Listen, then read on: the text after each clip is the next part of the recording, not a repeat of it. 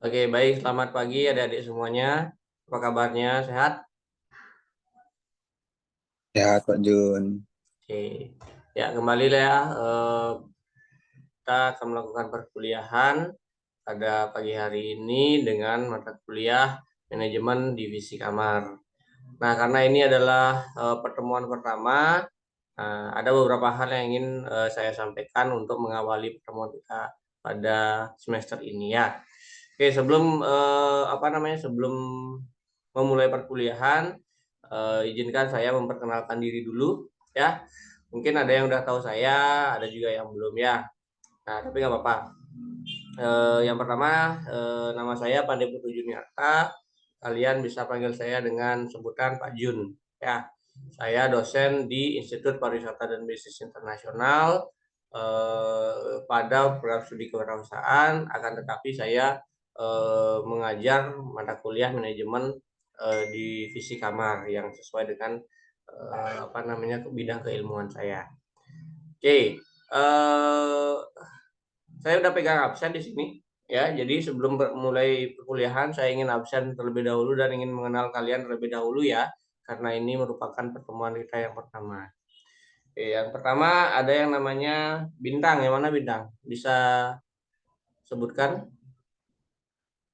Bintang bisa unmute ya. Karena ini perkuliahan Zoom, jadi Saya maaf. baik. Karena ini perkuliahan Zoom, mungkin nanti ketika saya panggil unmute langsung saya Pak atau hadir Pak pada saat absen ya. Kalau tunjuk tangan kan karena ini banyak jadi agak susah. Saya ulangi ya. Atas nama Bintang. Saya Pak. Baik, selanjutnya Angga. Ya, Pak. Oke. Renal. Hadir, Pak. Oke, baik. Terima kasih ya yang sudah eh, sudah di absen, semuanya hadir. Jadi untuk perkuliahan hari ini bisa kita mulai. Izin ya untuk share screen untuk materi perkuliahan kita pada pagi hari ini.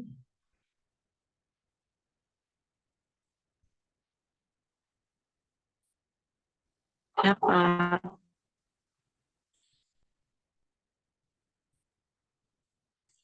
Baik, apakah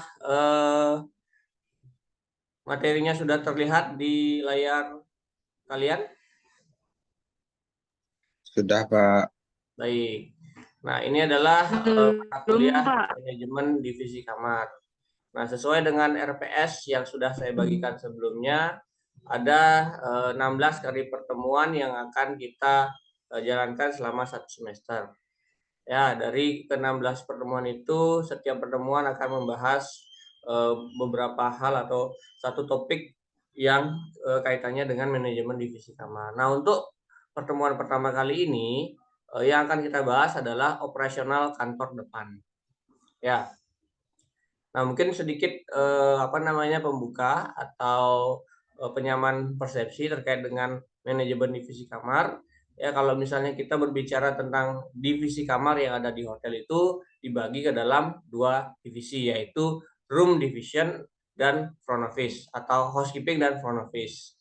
Ya, di mana kedua divisi ini sangat berperan besar dalam operasional sebuah hotel. Karena seyogianya hotel itu yang dijual adalah kamar. Dan yang bertugas untuk menjual kamar itu adalah departemen front office. Nah, apa kaitannya dengan housekeeping? Jadi, housekeeping menyiapkan kamar yang telah dijual oleh front office. Jadi, kedua departemen ini sangat berkaitan dengan penjualan kamar.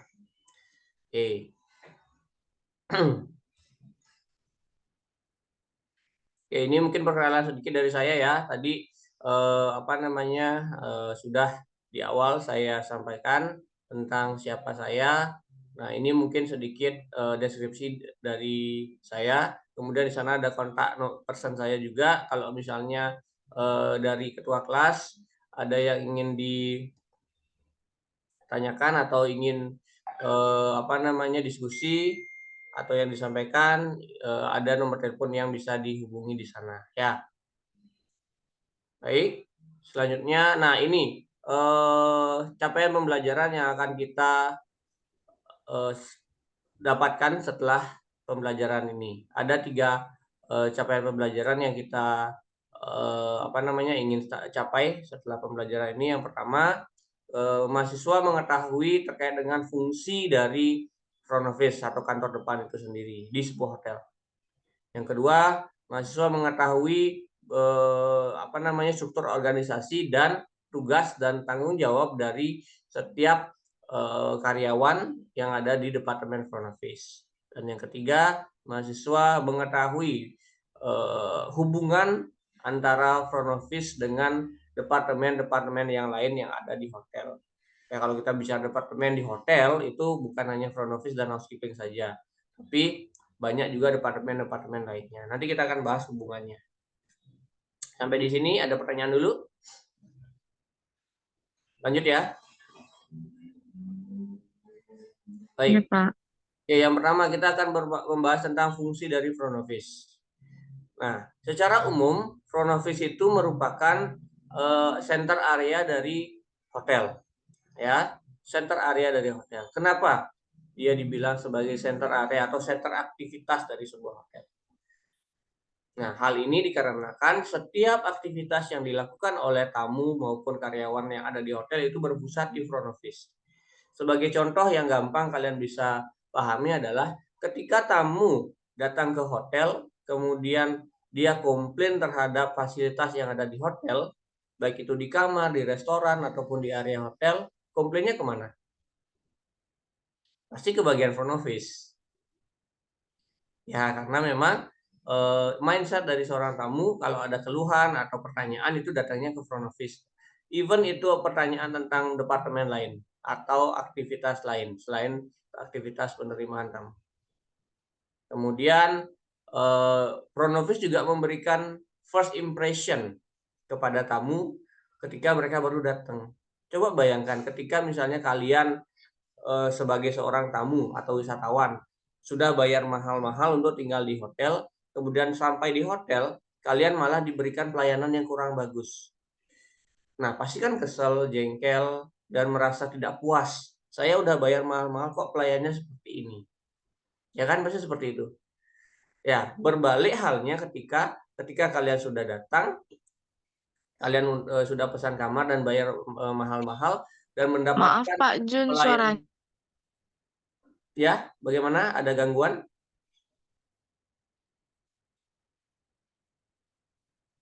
Sudah? Ya, bisa saya lanjut ya? Kedengaran suara saya?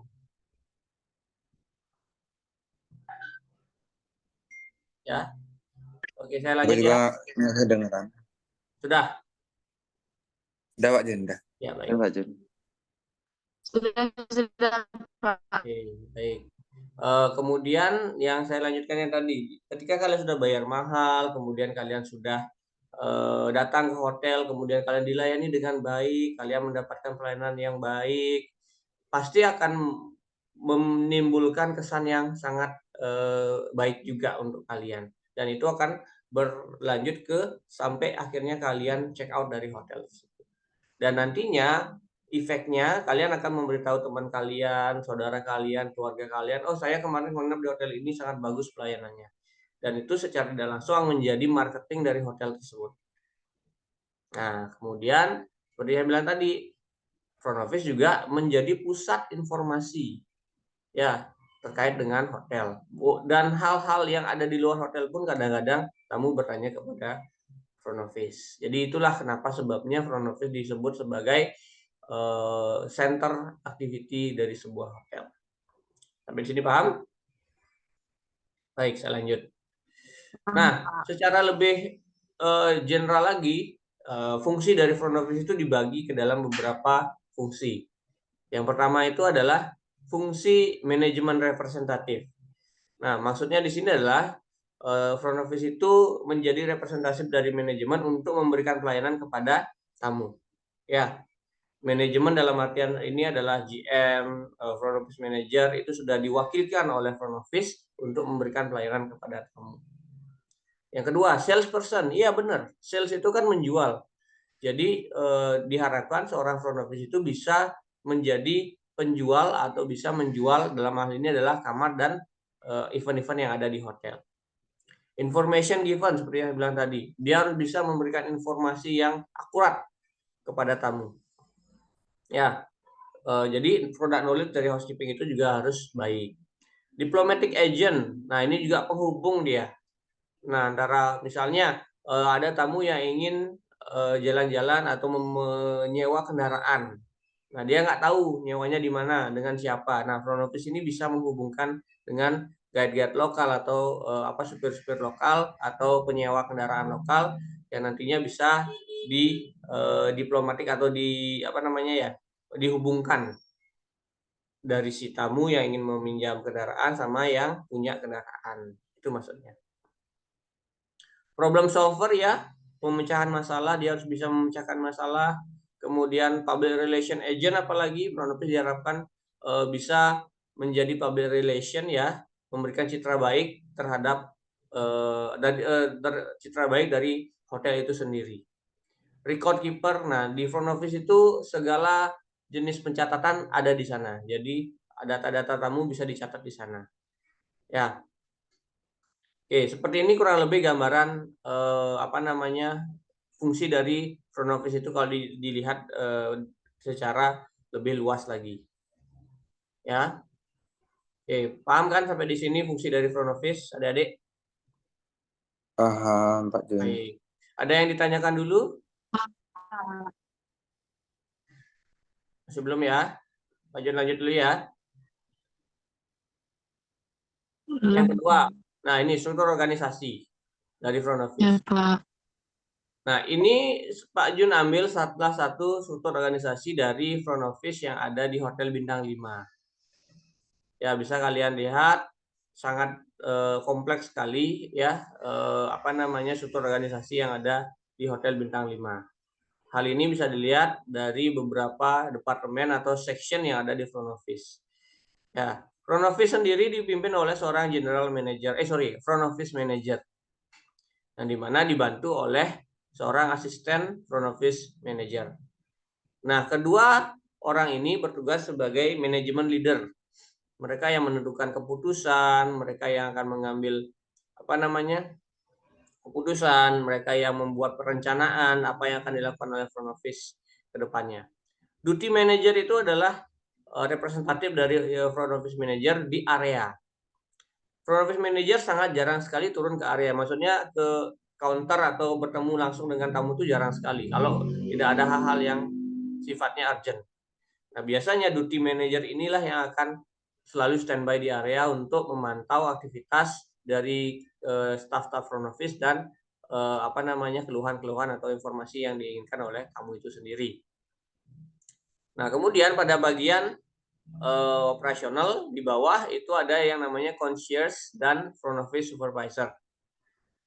Nah, di sini concierge itu lebih ke bellboy dan driver dan lain sebagainya.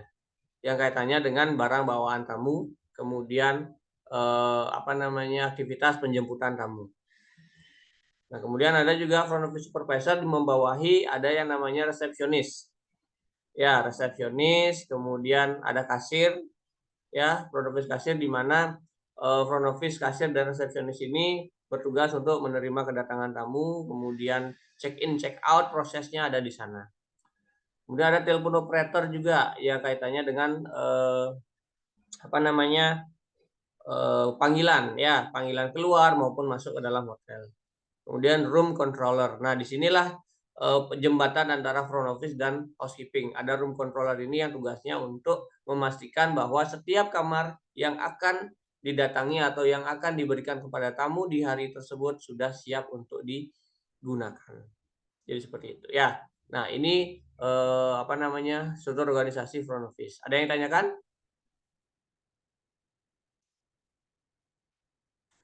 Ada yang ingin bertanya tentang? Ya, Bintang, silakan. Kalau sama bintang kecil itu apa bedanya, Pak? Baik. Jadi ada pertanyaan dari Bintang yang bertanya dari tugas-tugasnya itu. Ya, coba Pak Ju tanggapi ya.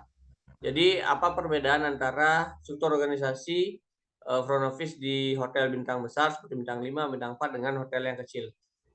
Pasti ada perbedaan. Yang pertama yang paling jelas adalah dari jumlah stafnya. Karena hotel bintang besar dia akan melihat jumlah karyawan, jumlah kamar. Semakin banyak jumlah kamar yang ada di hotel, maka semakin banyak staf yang diperlukan. Nah, kalau di bintang kecil itu jumlah kamarnya sedikit, kebanyakan stafnya itu multitasking dia. Misalnya contoh, ada front office manager mungkin nggak ada yang namanya asisten sama duty manager kalau di hotel kecil. Jadi front office manager langsung membawahi supervisor. Nah, kemudian di bawah supervisor itu tidak ada lagi concierge, langsung ke bellboy, reception, itu aja. Karena mungkin bellboy kaitan dengan barang sama penjemputan, reception, penerimaan tamu, dan telepon. Jadi satu dia. Itu bedanya. Ya, jadi efisiensi karyawan juga penting di sini. Melihat dari jumlah kamar yang disewakan. Seperti itu. Bisa dipahami, Bintang? Bisa, Pak. Baik. Berarti kalau room controller itu kalau di bintang kecil itu gimana, Pak?